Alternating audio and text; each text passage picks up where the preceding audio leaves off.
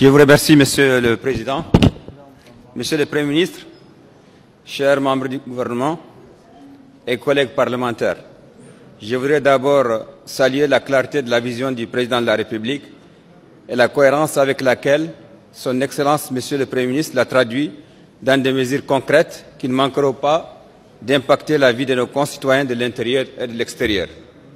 Monsieur le Premier ministre, dans l'exposé de votre programme, vous avez réservé une place importante à notre diaspora et à leurs préoccupations se rapportant à l'état civil, à leur citoyenneté et aux modalités de leur implication dans le développement de notre pays.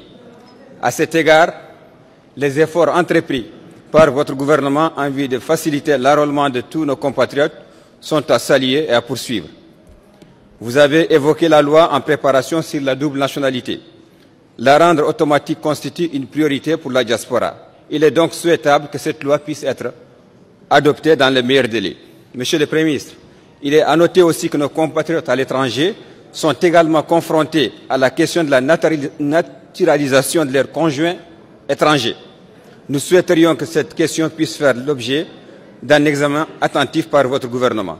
Aussi, dans le domaine de l'état civil, Monsieur le Premier ministre, j'aimerais attirer votre attention sur le nombre particulièrement important de demandes en attente de validation depuis de nombreuses années, pour certaines qui mériteraient d'être traitées avec une express diligence, dans la mesure où d'elles dépend de la préservation des droits acquis dans les pays d'accueil respectifs.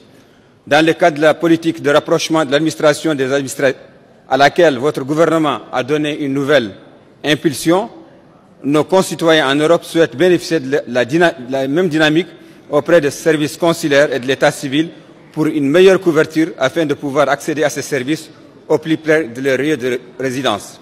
Monsieur le Premier ministre, l'idée de la rencontre triennale de la diaspora est une excellente idée que nous saluons et certainement qu'elle contribuera à la réflexion sur les différents aspects de la participation de la diaspora au développement du pays et la mise en œuvre des stratégies en matière de promotion de l'image du pays et des investissements que la diaspora pourrait contribuer à mobiliser. Dans ce cadre, il serait utile de prévoir des dispositifs d'accompagnement et d'insertion des Mauritaniens de l'étranger, comme un guichet unique, par exemple, et la suppression de la limite d'âge des véhicules d'occasion importés. Monsieur le Premier ministre, les Mauritaniens de l'Europe nourrissent l'espoir légitime que votre gouvernance, sous les magistères de son Excellence, Monsieur Mohamed El Ghazouani, Président de la République, permettra de régler toutes les difficultés de nos compatriotes de l'étranger. Enfin, Monsieur le Premier ministre, je voudrais sensibiliser votre gouvernement sur le criant manque d'eau potable et d'eau tout court à Bouli, dans la commune de Bouli, dans la Moukhata de Wouliangé, depuis plusieurs mois, qui, s'il n'est pas pris en compte, peut se révéler dramatique pour les populations au double plan de la soif et de la menace sur la santé publique. Je vous remercie.